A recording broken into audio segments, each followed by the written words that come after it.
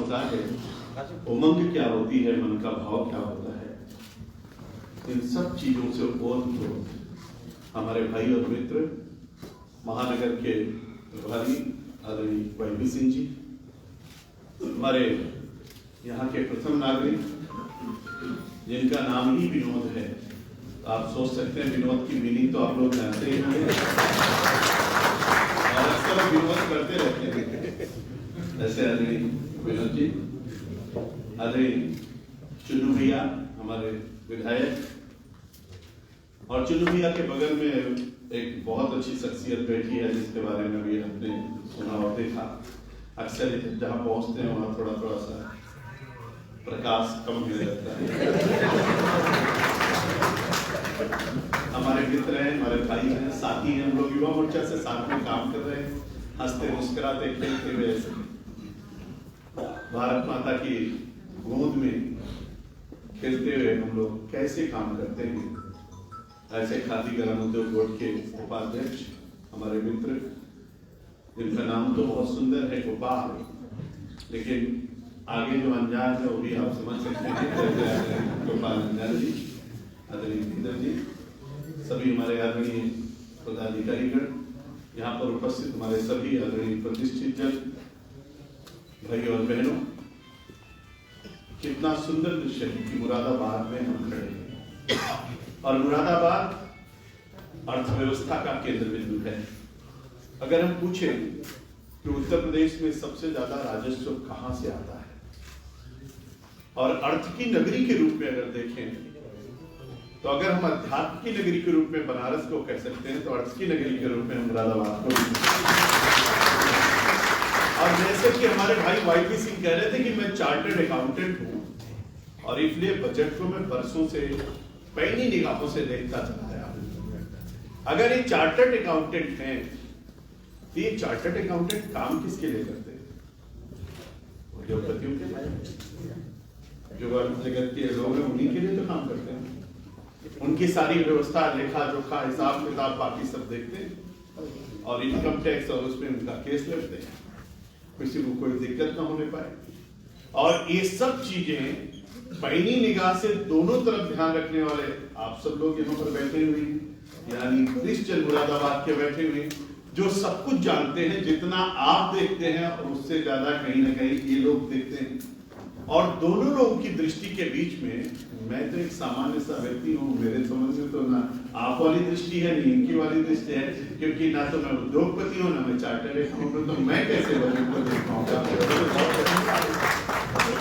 अब इन दोनों लोगों के बीच से निकलता हुआ एक तीसरा रूप, जैसे पंडित दीनदयाल उपाध्याय जी ने कहा कि एक तीसरा मार्ग हमको चुनना पड़ेगा, न पूंजीवाद होगा, न साम्यवाद होगा, और उसमें एकात्म मनोवाद होगा, यानी तीसरा रास्ता उन्होंने दिखाया। और उसका मेन भाव क्या था उस एकात्म मनोवाद का, कि अंतिम सीढ़ी पर बैठा हुआ व्यक्ति, उसका उत्थान जब तक नहीं होगा तब तक राष्ट्र का उत्थान नहीं हो सकता। और इसके लिए उन्होंने बात क्यों कही? दीनदयाल जी ने किस भारत की चर्चा करी और उस भारत को समग्र रूप देने का काम कौन करेगा, तब अगर आप देखेंगे तो आपको पता चलेगा। अभी इन्होंने 16 महाजनपद और 10 गणराज्य के 2 गणराज्यों की बात इन्होंने कही, और 16 महाजनपद और 10 गणराज्य कब था? अगर आप इतिहास के उन पन्नों में जाएंगे तो 16 महाजनपद और 10 गणराज्य को देखने के लिए आपको 2600 साल पहले जाना पड़ेगा। और जब आप 2600 साल पहले जाएंगे तो जरा हम आपको 5000 साल पहले ले चलते हैं। जरा 5000 पहले से आप देखिए। अरे भारत को देखना है तो उसको देखने के लिए केवल इन 2 आंखों से नहीं देख सकते हैं, उनको देखने के लिए जब तक दिव्य दृष्टि प्रभु की नहीं प्राप्त होगी तब तक भारत को समझना और देखना बहुत। और इन्होंने अर्थ की बात कही। जब अर्थ की बात कही तो अर्थ से पहले धर्म आता है। धर्म, अर्थ, काम और मोक्ष, हमारे यहाँ 4 पुरुषार्थ कहे गए, और इन चारों पुरुषार्थों में सबसे पहले धर्म कहा गया। धर्म के माध्यम से अर्जित किए गए अर्थ से काम की तृप्ति करते हुए मोक्ष की यात्रा करना जीवन का ये सार तत्व है, यही हमारा पुरुषार्थ है। और इस जब बात को हम कहते हैं तब आपको हम ले चलते हैं ऋग वैदिक कालीन भारत में, तब आपको हम ले चलते हैं यजुर्वैदिक कालीन भारत में, तब अब हमको आपको चलना पड़ेगा सामवेद में, तब चलना पड़ेगा अथर्ववेद में, 108 उपनिषदों के उन पन्नों को देखना पड़ेगा जो ऋषियों और मुनियों और महर्षियों ने पेड़ों के नीचे बैठ करके लिख दिया। तब हमको आपको देखना पड़ेगा महात्मा बुद्ध के भारत को, जिसकी चर्चा अभी महात्मा बुद्ध और आनंद की कर रहे थे। तब महावीर स्वामी के भारत को देखना पड़ेगा। तब आपको चाणक्य और चंद्रगुप्त के भारत को देखना पड़ेगा। तब महान सम्राट अशोक के भारत को देखना पड़ेगा। तब समुद्रगुप्त के भारत को देखना पड़ेगा। तब महाराणा प्रताप और पृथ्वीराज चौहान के भारत को देखना पड़ेगा। तब आपको छत्रपति शिवाजी के भारत को देखना होगा। तब स्वामी विवेकानंद के भारत को देखना होगा।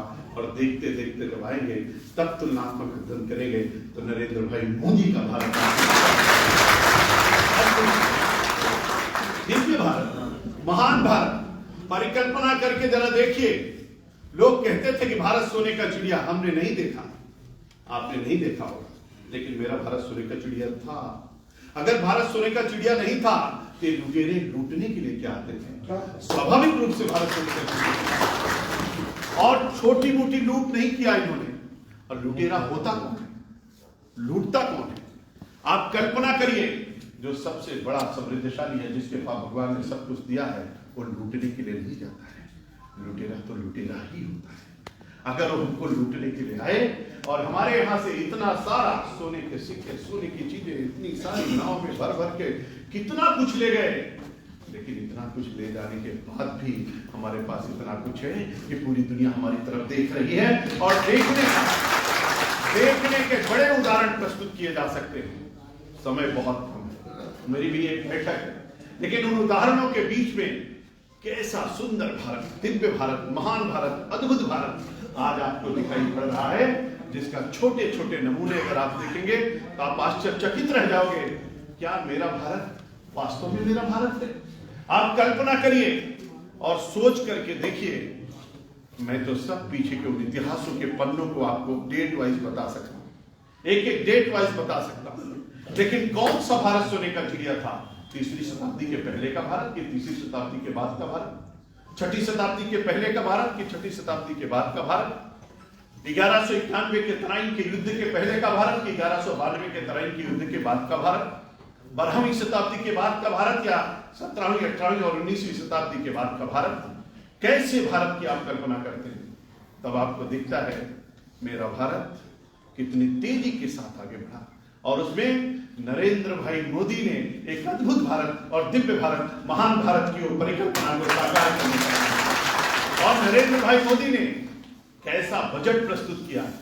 एक भारत श्रेष्ठ भारत का आधुनिक और दिव्यतम बजट है, जिस बजट को नरेंद्र भाई मोदी ने एक भारत और श्रेष्ठ भारत बनाने के लिए जिस बजट को प्रस्तुत किया। लोक कल्याणकारी बजट। लोग शब्दावलियों का प्रयोग करते हैं, समग्रता के आधार पर हर किसी को छू जाने वाला बजट।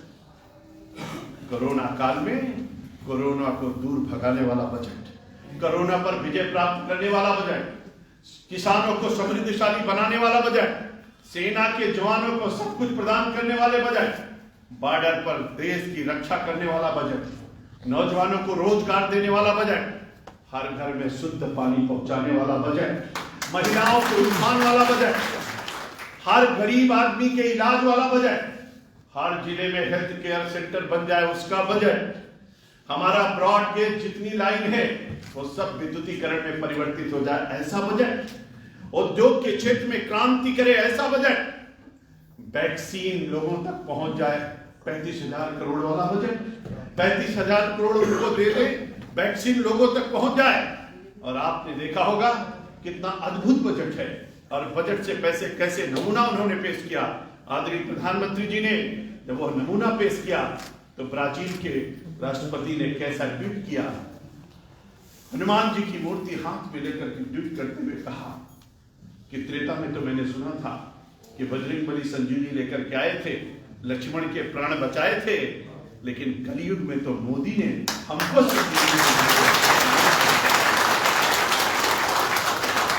35 करोड़ की व्यवस्था कर दिया। अरे नरेंद्र भाई मोदी का बजट और भारत का बजट कोई सामान्य बजट नहीं है। और इसीलिए लोग अपने देश को दवाई नहीं दे पा रहे थे। मोदी जी ने तो 151 देशों को दवाई दे दी है। 151 देशों को। अब भारत दे रहा है, लेना नहीं है। अब भारत दूसरे रूप में है। भारत तो दुनिया को बहुत कुछ दिया है। इन्होंने कहा भी, महात्मा बुद्ध की चर्चा कर रहे थे, जावा में जाइए, सुमात्रा में जाइए, कंबोडिया में जाइए, चाइना में जाइए, जापान में जाइए, श्रीलंका में जाइए, पूछे कौन सा धर्म मानते हो, वो कहेंगे बौद्ध धर्म मानते हैं। पूछो कहाँ से आया, तो कहेंगे भारत से आया। अरे हम तो सब कुछ देते हैं, हम तो सारी दृष्टि भी जानते हैं। और इसलिए बजट के प्रावधान में महत्वपूर्ण बिंदुओं की तरफ अगर आपका ध्यान हम आकृष्ट करना चाहें तो आप एक एक बिंदु को आप देखते चले जाइए, आपको सब कुछ स्पष्ट रूप से। आपने खूब बजट टीवी पे सुना, खूब बजट आपने जम करके अभी आप लोगों ने पेपर में पढ़ा, विद्वानों की बात कही। लोगों ने कहा कि एक तरफ कोरोना है, दूसरी तरफ चीन बॉर्डर पर खड़ा है, तीसरी तरफ पाकिस्तान चीन की मदद कर रहा है, और इन सब परिस्थितियों में कैसे बजट आएगा, कैसा बजट होगा। तो लोग चर्चा कर रहे थे बहुत छोटा बजट होगा। लोग चर्चा कर रहे थे बहुत सारे टैक्स लोगों के ऊपर लगा दिए जाएंगे। लोगों के मन में कल्पना थी, लोग डरे हुए थे। दुनिया देख रही थी मोदी का बजट कैसा बजट होगा। अरे दुनिया देखती रहती है। मोदी ने तो खड़े हुए, जब दुनिया में कोरोना आया और लोगों को मार्ग नहीं मिल रहा था, तो पूरे विश्व को मार्ग दिखाने का काम नरेंद्र भाई मोदी ने किया। अरे मित्रों, ये बात महेंद्र सिंह भाजपा कार्यालय पे खड़े होकर के कह रहे, आप इस बात को मत मानना। आपने देखा होगा कि ताली बजाने की बात जब मोदी ने यहाँ कही तो पूरे भारत जब बजा रहा था तो दुनिया के राष्ट्राध्यक्ष अन्य देश में भी कह रहे थे कि जिस रास्ते पे मोदी चल रहे हैं इसी रास्ते पे चलो, तभी बच पाओगे, अन्यथा बच नहीं पाओगे। मोदी जी ने जब कहा नमस्ते करो तो दुनिया ने कहा जो मोदी कह रहे हो वही करो, नमस्ते करो। जब मोदी जी ने कहा दिया जलाओ, लोगों ने कहा ये दिया जलाने की बात कोई सामान्य बात नहीं है, अगर मोदी कह रहे तो सब लोग दिया जलाओ। मोदी ने कहा, सबका आह्वान किया योग करो, सब योग विश्व शुरू कर दिया।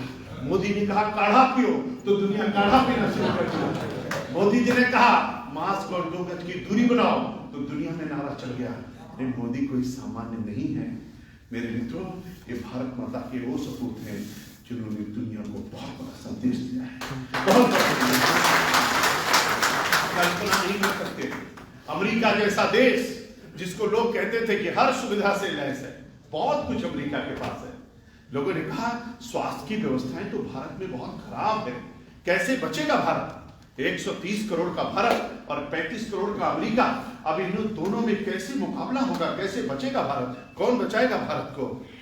तब भारत के लोगों ने कहा मेरे पास मोदी है, और अगर मोदी है तो चिंता करने की बात नहीं है। और इसके मित्रों आप देखिए, करके देख लीजिए, और आज भारत सीना चौड़ा करके खड़ा है और भारत का हर नागरिक गर्व के साथ मोदी जी के साथ खड़ा है।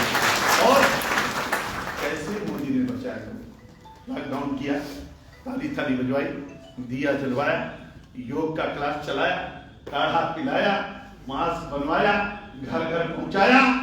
और मोदी ने क्या कहा, दुनिया के किसी देश ने नहीं कहा।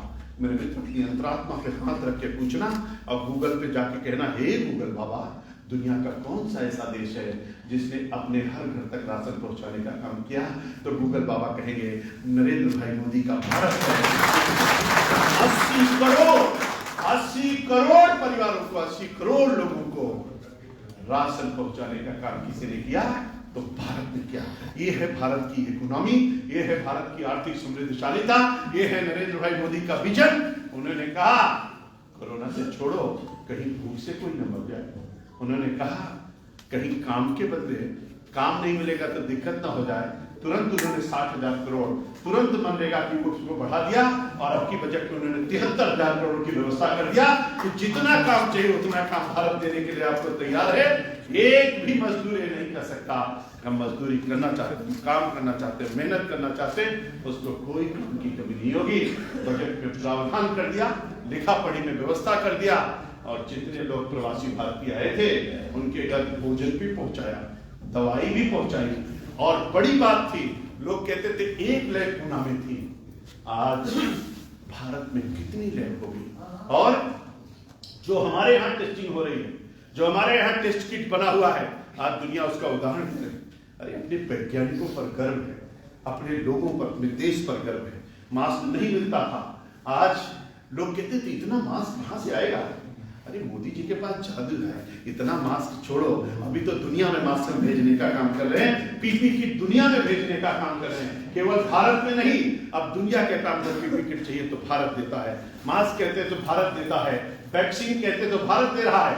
कितने सारे देशों में देश के लोग अभी देख रहे हैं, और लोगों ने कहा भारत तो वैक्सीन बना ही नहीं सकता। लोगों ने कहा, विपक्षी चिल्लाते रहे कि भारत तो वैक्सीन बना ही नहीं सकता। अमेरिका की तरफ, इंग्लैंड की तरफ, चाइना की तरफ, जापान की तरफ, जर्मनी की तरफ लोग देख रहे थे, लेकिन भारत के वैज्ञानिकों ने नरेंद्र भाई मोदी की प्रेरणा और उनके उत्साह के बदौलत सबसे पहले आत्मनिर्भर वैक्सीन बनी, वो भारत के अंदर बनी मित्रों। और इतना ही नहीं हुआ, अभी दुनिया के अंदर टेस्ट चल रहा है, सबसे सफल वैक्सीन कहीं की है तो हमारे यहाँ की भारत की वैक्सीन। और आपको पता है, हमारे दिल्ली के हवाई अड्डे पर बहुत सारे देश अपना विमान लेकर के खड़े हुए हैं और मोदी जी से कह रहे हैं मेरा नंबर कब आएगा, जल्दी से वैक्सीन हमको भी दे दीजिए, हम भी अपने देश को वैक्सीनेशन हो रहा है, भारत के अंदर वैक्सीनेशन हो रहा है, और इतना सुंदर वैक्सीनेशन हो रहा है कि आज कहीं से भी कोई अफरा तफरी आपको सुनने को मिल रही है। धीरे धीरे करके कितने अच्छे से हो रहा है, अपने को भी बचा रहे हैं और विश्व को भी बचाने का काम नरेंद्र भाई मोदी कर रहे हैं। मेरे मुरादाबाद के वीर सपूतों को गर्व होता है, मोदी जी ने कहा, दुनिया ने प्रशंसा किया, अमेरिका के राष्ट्रपति तत्कालीन ट्रंप ने किया था, बाइडेन कर रहे हैं, और इतना ही नहीं, हमको आपको गर्व होना चाहिए। अभी हमारे भाई कह रहे थे, वाईपी सिंह इंडोनेशिया की बात कह रहे थे, दुनिया के केवल 4 देश ऐसे हैं जो हमारे यूपी से बड़े हैं, और 5वां अगर देश होता तो हमारा यूपी होता। एक का नाम अमेरिका है, दूसरे का नाम इंडोनेशिया है, तीसरे का नाम चाइना है। मित्रों, ब्राजील हमसे थोड़ा सा आगे था, अभी वो पीछे चला गया है। मेरा भारत में, मेरा उत्तर प्रदेश जो 24 करोड़ का उत्तर प्रदेश है, यहाँ पर योगी आदित्यनाथ जी ने जो मैनेजमेंट किया है उसकी सराहना केवल भारत में नहीं, आदरणीय प्रधानमंत्री जी ने कई बार सराहना किया। लेकिन आपको पता है, लोग कहते थे सब तो बच जाएगा, यूपी कैसे बचेगा, यूपी को कौन बचाएगा, उनको पता नहीं था। अरे यहाँ पर एक योगी बैठा हुआ है, वहाँ कर्मी योगी बैठे हैं, यहाँ योगी बैठे हैं, और इन दोनों की जोड़ी यूपी को बचाएगी, और यूपी आज पूरा सीना तान करेगा। परिणाम क्या निकला? आपने WHO ने अभी क्या कहा? उत्तर प्रदेश की सराहना, एक राज्य की सराहना, भारत की सराहना WHO करे, चलता है। उन्होंने पर्टिकुलरली एक राज्य की सराहना की, योगी के मैनेजमेंट की सराहना की। और अभी आपको पता है, अमेरिका की सबसे बड़ी पत्रिका टाइम्स ने 4 कॉलम की बड़ी न्यूज किसके लिए लिखा? उत्तर प्रदेश योगी आदित्यनाथ जी के लिए लिखा। टीम की सराहना हुई, एक मैनेजमेंट देखा, कोरोना को पूरी तरीके से नियंत्रित किया, और नियंत्रण ही नहीं किया। जब भारत के मजदूर आने लगे तो भारत के मजदूर भारत से कोने कोने से आ रहे थे, रास्ता कौन से जाएगा? बिहार जाना है तो रास्ता कहां से मिलेगा? यूपी से मिलेगा। बंगाल जाना रास्ता कौन होगा? यूपी होगा। झारखंड जाना रास्ता कहां? यूपी होगा। उड़ीसा जाना कहां से जाना? यूपी से जाना। नॉर्थ ईस्ट जाना, बंगाल जाना, कहीं जाना कहां से जाएंगे? यूपी से जाएंगे। कैसा मैनेजमेंट था? सबका साथ, सबका विकास, सबका विश्वास। चाहे कहीं का भी आदमी आएगा, भाजपा के कार्यकर्ता सेवा ही संगठन है, चप्पल पहुंचा रहे हैं, भोजन करा रहे हैं, और योगी सरकार कह रही है बस पकड़ाओ, बॉर्डर को छुड़ाओ, और किट और व्यवस्था भी दो, कोई चिंता करने की आवश्यकता नहीं है। लोग अपने अपने राज्य में व्यवस्था नहीं कर पा रहे थे, इस राज्य में व्यवस्था हो रही थी। ये भी एक बहुत बड़ा नमूना था। और इन सबको समाहित करते हुए प्रधानमंत्री जी ने कहा, स्वास्थ्य के बजट में कितना बढ़ाया? 137% का इजाफा करते हुए 94,000 करोड़ का बजट बना दिया, और उसमें वैक्सीनेशन के लिए अलग से 35,000 करोड़ रुपए दे दिया। उन्होंने कहा चिंता करने की आवश्यकता नहीं है, हर डिस्ट्रिक्ट लेवल पर हेल्थ केयर सेंटर बनेगा, और भविष्य में अगर किसी प्रकार की कोई आपदा, कोई समस्या आती है तो उसके सबका समाधान होगा। हर डिस्ट्रिक्ट लेवल पर अब आपको टेस्ट कराने के लिए किसी दूसरे जिले में नहीं जाना होगा, आपकी संपूर्ण टेस्टिंग व्यवस्था अपने जिले में ही कराइए। और केवल उत्तर प्रदेश नहीं, पूरे भारत के लिए माननीय प्रधानमंत्री जी ने व्यवस्था कर दिया, और 137% बजट में इजाफा कर दिया। माननीय प्रधानमंत्री जी ने कहा, रेल का बजट 2009 से लेकर के 2014 तक कितना था? 1,106 करोड़ का, और अभी मोदी जी ने क्या कर दिया? आप देखिए, इतने बजट को बढ़ा करके मोदी जी ने 12,600, एक साल का बजट उनके 5 साल के बजट पर हमारा 1 साल का बजट भारी है, उनके बजट को फेल करता है। और इसीलिए प्रधानमंत्री ने कहा कि हम जितनी ब्रॉडगेज लाइनें हैं उसको सबको इलेक्ट्रिक से जोड़ेंगे, विद्युतीकरण करेंगे। 2023 तक भारत में कोई भी ब्रॉडगेज लाइन नहीं बचेगा जिसका विद्युतीकरण ना हो जाए। प्रधानमंत्री ने कहा शहरी क्षेत्र और ग्रामीण क्षेत्र में मैक्सिमम बीमारी किससे हो रही है? पानी से हो रही है। और इसलिए जल जीवन मिशन शहरी भी उन्होंने लॉन्च कर दिया। 2.9 करोड़ लाख रुपए का बजट उन्होंने प्रावधान कर दिया। और उत्तर प्रदेश में 707 नगरीय क्षेत्र में 17 हमारे नगर निगम है और जो हमारे 200 नगर पालिका है और जितनी नगर पंचायतें हैं, ऐसे 707 नगरीय क्षेत्रों में जल जीवन शहरी को भी माननीय प्रधानमंत्री जी ने लॉन्च किया। अभी इन्होंने कहा 2/3 से ज्यादा पानी है। अरे जल है तो कल है, जल है तो जीवन है। जल रहीमन पानी राखिए, बिन पानी सब सून, और पानी गए न उबरे मोती मानस चून। इसलिए प्रधानमंत्री ने 15 अगस्त 2019 को लाल किले के प्राचीर से कहा कि 2024 तक कोई भी घर अब भारत में नहीं बचेगा जिसको शुद्ध पेयजल जल से नल न मिल जाए। इसके लिए उन्होंने व्यवस्था की और इसी के तहत माननीय प्रधानमंत्री जी ने 2 तरीके की व्यवस्थाएं की और उसका बजट में उन्होंने प्रावधान किया। 25 दिसंबर 2019 को विज्ञान भवन में अटल जी के जन्मदिन पर माननीय प्रधानमंत्री जी ने अटल भूजल योजना का शुभारंभ करते हुए जल जीवन मिशन का शुभारंभ किया।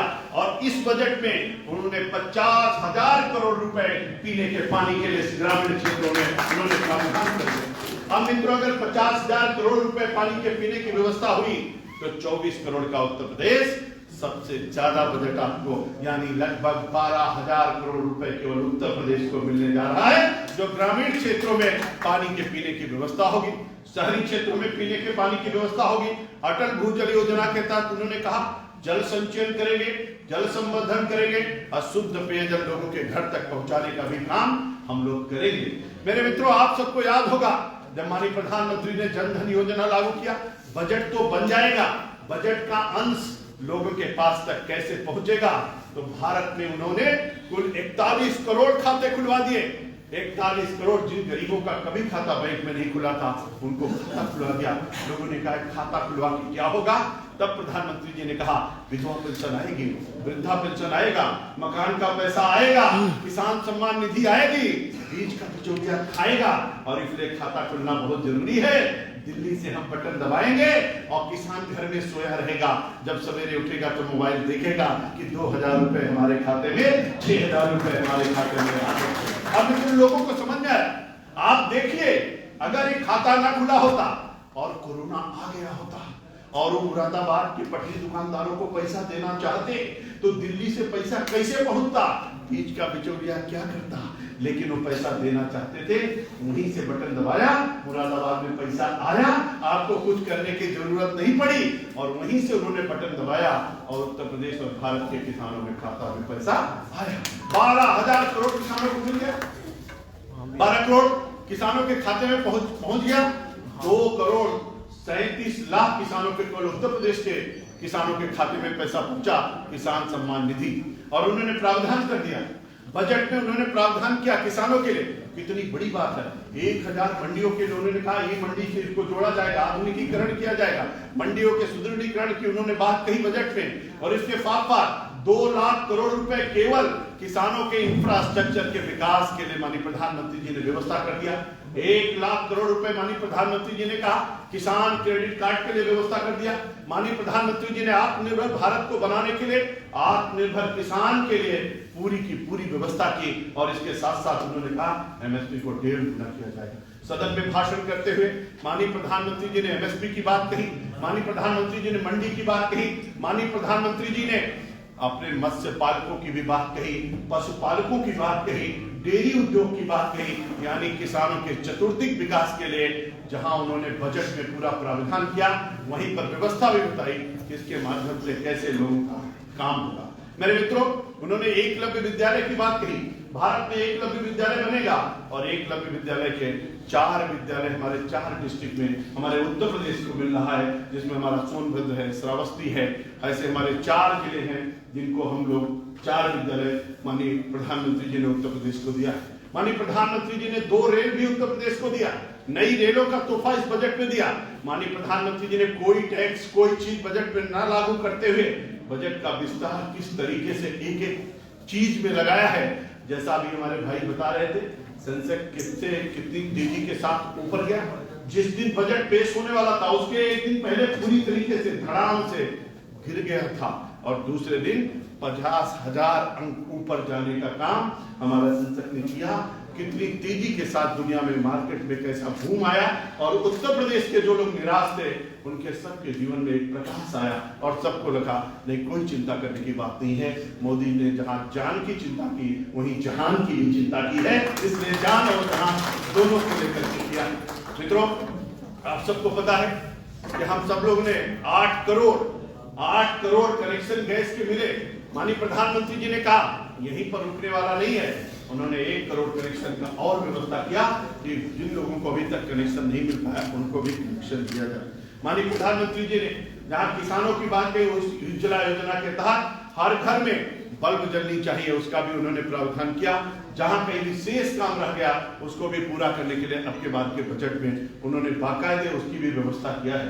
उत्तर प्रदेश सरकार को लगभग 1.5 लाख करोड़ का इस बजट के माध्यम से जो सीधे सीधे बजट में प्रावधान किया गया है वहां उत्तर प्रदेश सरकार को मिल रहा है और सेंट्रल और स्टेट दोनों के शेयर को अगर मिला करके आप देखेंगे तो लगभग 3 लाख करोड़ रुपए हमको भारत सरकार की योजनाओं के माध्यम से बहुत बड़ा लाभ मिलेगा।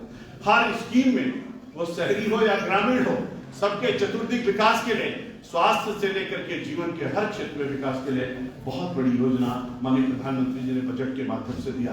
अगर बजट के कुछ फिगर्स हम आपको बताना चाहें जो आप लोगों ने पढ़ा है, देखा है, समझा है अच्छी तरीके से, मैं ज्यादा उसमें न जाऊं, तब भी अगर आपको केवल उत्तर प्रदेश के बारे में बताना चाहें तो आपको मैंने जैसा कि कहा कि शहरी क्षेत्र में 2.9 करोड़ परिवारों को प्रदान करने के लिए 2.9 लाख करोड़ आवंटित किया गया पानी, शहरी क्षेत्र के पानी के लिए। और इसी तरीके से उत्तर प्रदेश में जो हमारे ग्रामीण क्षेत्र के लिए 50,000 करोड़ की व्यवस्था की गई है, उस ग्रामीण क्षेत्र में अब तक 1.96 कनेक्शन हुए थे। माननीय योगी जी ने जिस काम को तेजी से बढ़ाया है उसमें आज की तारीख में 9% लोगों के घर तक कनेक्शन पहुंच गया है और हम लोग तेजी से बुंदेलखंड और विंध्य क्षेत्र की 15,000 करोड़ रुपए की योजना को शुभारंभ कर दिया है। माननीय प्रधानमंत्री जी ने बुंदेलखंड और विंध्य क्षेत्र की परियोजनाओं के शुभारंभ करने के बाद उत्तर प्रदेश के जितने भी एरिया अन्य हैं उनको सबको भी तेजी से हम लोग काम शुरू करने जा रहे हैं और प्रभु की कृपा रही, माननीय प्रधानमंत्री जी का आशीर्वाद और माननीय मुख्यमंत्री जी की प्रेरणा, तो हम लोग इसको 2023-24 तक हर घर में नल से जल पहुंचाने में कामयाब हो जाएंगे। इस काम को बड़ी तेजी के साथ किया गया है। इसी तरीके से मित्रों, उत्तर प्रदेश के जो अभी हमने आपको बताया कि 707 निकायों के लिए जो काम किया जा रहा है, प्रदेश में 5,000 से अधिक बस्तियां, 1,000 से अधिक लाख गांव और इससे भी ज्यादा जहां पर हमारे स्कूलों में, कॉलेजों में, आंगनबाड़ी केंद्रों में जहां पानी की व्यवस्था नहीं थी, 100 दिन के अंदर सबको जल से नल देने का काम तेजी से चल रहा है। मार्च महीने तक उत्तर प्रदेश का कोई भी स्कूल, कोई भी आंगनबाड़ी केंद्र, कोई भी संस्थान नहीं बचेगा जहां पर हम लोग नल से जल ना पहुंचा दें। वो भी काम हम लोग तेजी से कर रहे हैं। 59,000 अब तक जियो टैग हो गया है, इसके आगे भी हम लोग तेजी से उस पर काम कर रहे हैं। यूपी पुलिस के लिए 105 करोड़ की व्यवस्था की गई। आधुनिकीकरण करके हम कैसे यूपी पुलिस को शक्तिशाली बना सकते हैं। रेल के बारे में मैंने आपको बताया कि 1,106 करोड़ 2006 से लेकर के 14 तक था और 12,196 करोड़ रुपए की व्यवस्था इस साल किया गया। 1,045% की बढ़ोतरी अब की बार के बजट में केवल रेल में किया है, 1,045%। आप कल्पना करिए कि कितनी बड़ी बात होती है। चीनी मिलों के लिए 2,000 करोड़ रुपए की व्यवस्था की गई है। यूपी में जो 2 ट्रेनें दी गई हैं उसमें गोमती नगर लखनऊ से जयपुर के बीच सप्ताह में ट्रेनें चलेगी 3 दिन और जिसका संचालन एक ट्रेन अपनी चलेगी जो आसाम से लेकर के दिल्ली जाएगी, वो भी उत्तर प्रदेश के बहुत सारे जिलों को कनेक्ट करते हुए जाएगी। 3-4 विद्यालय मैंने आपको बताए थे जो बिजनौर में, सोनभद्र में, श्रावस्ती में, ऐसे हमारे विद्यालय जो खुलेंगे। एकलव्य जो अनुसूचित जनजाति बाहुल्य इलाके के लिए होंगे। हेल्थ केयर सेंटर 137% का इजाफा करते हुए जो हेल्थ केयर सेंटर है सभी डिस्ट्रिक्ट लेवल पर बनाए जाने की व्यवस्था इसमें की गई है मित्रों। और इस तरीके से 75 जिलों में 75 में इंटीग्रेटेड लैब की स्थापना की जाएगी जहां पर टेस्टिंग की व्यवस्था होगी। और इस तरीके से उत्तर प्रदेश में जो अभी हमने किसानों की आय के दोगुनी के बारे में आपको बताया कि 1.5 गुना करने के लिए माननीय प्रधानमंत्री जी कृत संकल्पित हैं, उस पर काम कर रहे हैं। उत्तर प्रदेश जिसमें 4,442 ग्रामीण और 193 शहरी अस्पताल हैं, इसमें बढ़े हुए बजट के कारण से उन केंद्रों का विस्तार किया जाएगा और जिससे स्वास्थ्य की सुविधा और मजबूत हो सके, इसकी भी व्यवस्था इसमें की जाएगी। कृषि को मजबूत करने के लक्ष्य की दृष्टि से 15 लाख करोड़ था, जो 2021 और 22 में 16.5 करोड़ हो गया। 20 और 21 में जिसको 15 लाख से 16.5 करोड़ का निर्धारण किया गया है और उसमें सूक्ष्म एवं लघु और स्प्रिंकलर माध्यम से सिंचाई करने की व्यवस्था की गई है, जिसमें उत्तर प्रदेश में केवल 25 लाख हेक्टेयर जमीन सिंचित किया जाएगा, जो माननीय मुख्यमंत्री योगी आदित्यनाथ जी के द्वारा काम किया जा रहा है। मनरेगा में आपको बताया कि मनरेगा में 73,000 करोड़ रुपए का धन आवंटित किया गया है, जिसमें उत्तर प्रदेश के 77 लाख लोग उसमें काम कर रहे हैं, काम पर लगे हैं। बुंदेलखंड और इसकी बात मैंने आपसे कह दी। इस तरीके से उत्तर प्रदेश को बहुत बड़ा बेनिफिट इस बजट के माध्यम से मिलने वाला है। मैं समझता हूं कि यह बजट 2021 और 22 का जो बजट है, भारत की आजादी के 75वें वर्ष में भारत प्रवेश कर रहा है। माननीय प्रधानमंत्री जी ने लोकसभा में कहा कि जब हम 2047 में पहुंचेंगे और जब शताब्दी वर्ष मनाएंगे तो निश्चित रूप से मेरा भारत फिर से एक समृद्धशाली भारत और विश्व गुरु के राजपथ पर आसीन वाला भारत दिखाई पड़ेगा। हर तरीके से मजबूत भारत होगा। उसकी नींव पड़ रही है आत्मनिर्भर भारत के माध्यम से। सबको हम आत्मनिर्भर कैसे बना सकते हैं, हर क्षेत्र में हम आत्मनिर्भर कैसे हो सकते हैं, इन सब दृष्टियों से यह बजट ऐतिहासिक बजट है, अकल्पनीय बजट है मित्रों। और इस बजट की जितनी प्रशंसा की जाए उतना कम है। इसलिए आदरणीय प्रधानमंत्री जी को जरा जोरदार तालियों के साथ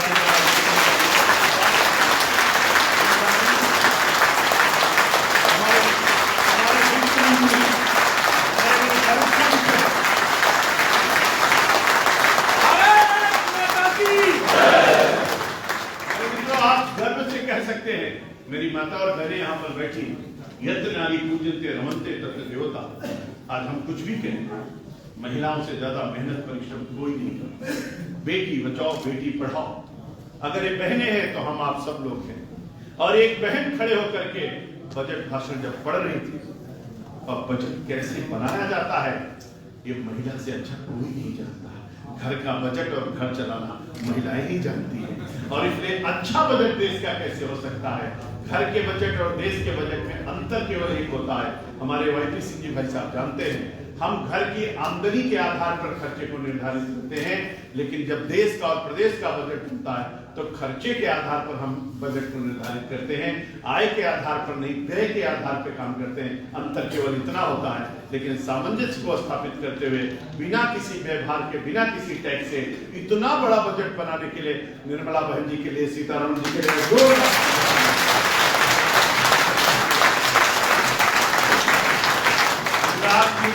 हमारे बहुत ही डायनेमिक लीडर हैं, राज्य मंत्री हैं, बहुत बड़ा सहयोग है। उन्होंने सदन में बहुत अच्छी बातें कही।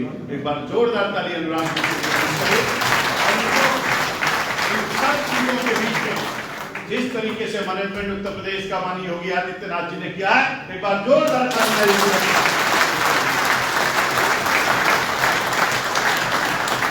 मैं आप सबका अभिनंदन करता हूं, आप सबका स्वागत करता हूं, आप सबसे निवेदन करता हूं, एक भारत श्रेष्ठ भारत। पूरी दुनिया के अंदर आज भारत का परचम लहरा रहा है। भारत हर तरीके से मजबूत हो रहा है। अब दुनिया में केवल 3 देश ऐसे हैं जो दूसरे देश में घुस करके मारते हैं। एक का नाम अमेरिका, दूसरे का नाम इजराइल और तीसरे का नाम भारत। इसलिए मोदी जी ने बजट में व्यवस्था कर दिया है। अब भारत माला बन रहा है। अब भारत के बॉर्डर पर 4 लेन और 6 लेन की सड़क बन रही है और सागर माला भी बन रहा है। अब समुद्र के रास्ते से कोई माई का लाल घुसने की कोशिश करेगा, उसी समुद्र में उसकी कब्र बना दी जाएगी। एक तरफ भारत माला, एक तरफ सागर माला बन रही है। और जो भारत माला दे रहा है, जो सागर माला दे रहा है, उसको विजय माला तो हमको आपको भी देना चाहिए। और इसी तरीके मोदी जी ने कहा है, आधारभूत ढांचे को बनाएंगे, आत्मनिर्भर भारत लाएंगे, एक भारत श्रेष्ठ भारत के नमूने को पेश करेंगे और दुनिया को संदेश देंगे। भारत एक शक्तिशाली भारत, मजबूत भारत के रूप में खड़ा है। अब कोई भी अगर भारत की तरफ आंख उठाने की कोशिश करेगा तो भारत उसका मुंहतोड़ जवाब देने के लिए तैयार है। मित्रों, मैं समझता हूं कि ऐतिहासिक भाषण के लिए, इतने सुंदर बजट के लिए, और 20 और 21 और 22 हमारे आपके जीवन में एक नए परिवर्तन, एक नई क्रांति लेकर के आएगा, और हमारा उत्तर प्रदेश भारत में नंबर 1 का बनेगा, और दुनिया में मेरा भारत नंबर 1 का देश बनेगा, और नरेंद्र भाई मोदी पूरी दुनिया में परचम को लहराएंगे। हर जगह वंदे मातरम गाया जाएगा, भारत माता का जयकारा लगेगा। हम आप भी गौरवान्वित होंगे, इस गौरव की अनुभूति करते हुए जहां कहीं भी जाएंगे बजट की अच्छी बातें बताएंगे, लोगों तक इस संदेश को पहुंचाएंगे, और जो भ्रम फैलाने वाले हैं उनके बारे में मोदी जी ने बता दिया है। एक और लोग हैं, आप भी जानते हो, ये हमेशा रहे हैं और आज भी हैं। अब मैं आपको कोई उदाहरण दूं, ज्यादा समय लगेगा क्योंकि हमारी बैठक है, लेकिन एक छोटा उदाहरण दे देता हूं। जब राम थे धरती पर, तब भी रावण था। त्रेता में लोग कहते बहुत अच्छा युग त्रेता था, तो भैया त्रेता था तो राक्षस नहीं थे कि नहीं थे? आप बताइए, थे कि नहीं थे? कौन कौन थे? रावण भी था, कुंभकर्ण भी था, रावण भी था, सुपर्णखा भी थे ना। और जब द्वापर आया तो भगवान कृष्ण साक्षात धरती पर थे, तब राक्षस थे कि थे? नहीं थे। अकासुर, डकासुर, बकासुर, सब लोग थे कि नहीं थे? आज सबसे खराब युग कलयुग है, तो आप क्या सोचते हो कि सब चले गए? ऐसा नहीं है, इसलिए सावधान और इसलिए मित्रों, अगली बार आऊंगा तो उनको भी बताऊंगा। समय कम है इसलिए बता नहीं रहा, और आज के दिन ज्यादा उस पर हम जाना नहीं चाहते, लेकिन आपको मैं कहता हूं, जब खाना खा के सोइए, भगवान के पास जाइए, धरती माता को प्रणाम करिए, पंडित जी आए पूजा सुनाए, बच्चा पृथ्वी बनाओ, पूजा करो, तो पंडित जी फिर कहें आचमनी के जब छिड़को, माथे लगाओ, तब उठो, तब पूछो, कलश की स्थापना करते हो, सब कुछ करते हो, तब लोग कहते भैया अरे बढ़ती जम्मू द्वीप भरत खंडे, पंडित जी मेरा कहाँ है जम्मू द्वीप, कौन सा भरत खंड? तब आप पूछो, अब नरेंद्र भाई मोदी बता रहे कहाँ है मेरा आर्य, कहाँ है मेरा जम्मू द्वीप, कहाँ है मेरा भरत खंड? तब यही तो है कि धारा 370 चली गई, 35 से चला गया, और इतना ही नहीं, ये आ गया, 3 तलाक समाप्त हो गया। और इसके बाद मोदी जी ने क्या कहा है? एक प्रश्न पर अखिलेश ने पूछा अमित भाई से कि वो जो उधर चला गया वो किसका है? अमित भाई ने कहा अखिलेश वो भी भारत का है, थोड़े दिन में आ जाएगा। और भारत माता के वीर सपूतों ने संदेश सुनाया है। और अपने मित्रों, मैंने एक शब्द कहा था सबसे पहले, धर्म। अर्थ पे तो बड़ी बात हो गई, लेकिन धर्म पर 2 बात जरूर होनी चाहिए। बिना धर्म के हम सब लोग अधूरे हैं। और इसलिए 550 साल की जो यात्रा थी वो समाप्त हुई, और भगवान श्री राम का भव्य मंदिर शुरू हो गया है। आपने देखा होगा, लोग कहते थे भैया ये ऋग्वेद में नहीं, यजुर्वेद में नहीं, सामवेद में नहीं, अथर्ववेद में नहीं, 108 उपनिषद में नहीं, 6-7 में नहीं, 18 पुराण में नहीं, गीता में नहीं, रामायण में नहीं, महाभारत में नहीं, हम तो सब पढ़ डाले, कहीं फैजाबाद नहीं मिला। फैजाबाद कैसे आया? तो योगी जी ने कहा चिंता मत करो, जब कहीं नहीं मिला तो हम खत्म कर देते हैं।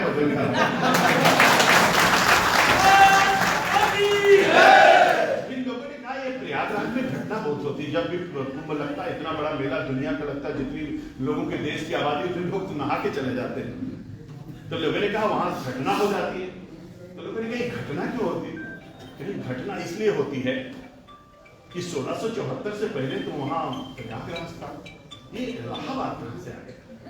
योगी जी ने कहा हाँ ये बात तो ठीक है, मोदी जी ने कहा बात तो सही है, प्रयागराज में तो कभी नहीं होता था, तीर्थराज प्रयाग है, माँ गंगा, माँ सरस्वती, माँ जमुना है, ये कहां से मामला आ गया? तो उन्होंने कहा हटाओ इसको, इसी से दिक्कत हो रही है। उन्होंने तुरंत उसको प्रयागराज जब कर दिया तो 24 करोड़ लोग आए, आचमन किए, जलपान किए, स्नान किए, भोजन किए, चले गए, पता ही नहीं चला। आप कल्पना नहीं कर सकते। और इसीलिए उन्होंने कहा और क्या होना चाहिए? तो उन्होंने कहा ये बटवृक्ष जो किले में बंद है ना, इसका दर्शन लोग नहीं कर पा रहे। तो योगी जी ने कहा खुद जल्दी बढ़, रास्ता खुल गया। फिर कहीं सरस्वती जी तो है, विलुप्त है, दिखाई नहीं पड़ती। तो उन्होंने कहा है तो किले में है, खोलो तो। अभी मैं दर्शन करके आया, सरस्वती को खुलवा दिया। और इसके बाद लोगों ने कहा ये जल लेकर के कांवड़िया जाते हैं, लेकिन शंकर जी का जयकारा नहीं लगा सकते, दिक्कत होती। योगी जी ने कहा अच्छा तो अब चलो जल भी लेके चलो, जयकारा भी लगाओ, अब हम हेलीकॉप्टर से पुष्प व्यवस्था करते हैं। मैंने कहा भैया वेदों में सुना, उपनिषदों में सुना, पुराणों में सुना कि जब कुंभ में स्नान होता था या संगम में स्नान करते लोग तो पुष्प वर्षा होती है। योगी जी ने कहा बात तो ठीक है, तो कौन पुष्प वर्षा था? कहें कि जब देवता लोग नहाते हैं तो ऊपर से नभ से देवता लोग वहां से पुष्प वर्षा करते हैं, ऋषि मुनि स्नान करते हैं। तो ऋषि ने कहा चिंता मत, तो उन्होंने पुष्प वर्षा शुरू करा दी। अभी अब देखिए धर्म जगता है, जब धर्म जगता है हम आप जगते हैं, आस जगता है, और धर्म के आधार पर जो ऊर्जा प्राप्त होती है तब अर्थ का सृजन होता है। जब अर्थ का सृजन होता है तब सुख की अनुभूति यानी आपकी तृप्ति होती है, और जब इन तीनों का सुगमता के साथ यात्रा होती है तब उस जरूरतकर्ष को हमको प्राप्त करते हैं। तो निश्चित रूप से हमको लगता है कि हमको आपको सब कुछ मिल रहा है, भगवान की बहुत बड़ी कृपा है, और जो सब कुछ दे रहा है उसके लिए जोरदार तालियां मैं आपका अभिनंदन करता हूँ, आप सबका स्वागत करता हूँ, आप सबसे निवेदन करता हूँ, प्रभु से प्रार्थना करता हूँ। आदित्य दिवाकर भास्करम ब्रह्म चतुर्थम प्रभाकरम पंचम शास्त्र अष्टम चतुर्लोचना शतम वर्ध षष्ठम चतुर्भावशो नवम दिन के तो दसवं दादात्कम एकादशे मूर्ति द्वादशम सूर्योचा वहंति नद्या श्री मेवनाभ्याश्रम नखातन फलान निरक्षा सारा धरो वर्षित नाथे तो करो प्रकाश शराब विभूतिया। इसलिए हम लोग चलते रहे, बढ़ते रहे, हंसते रहे, मुस्कुराते रहे और अपने भारत माता का जयकारा लगाते रहे।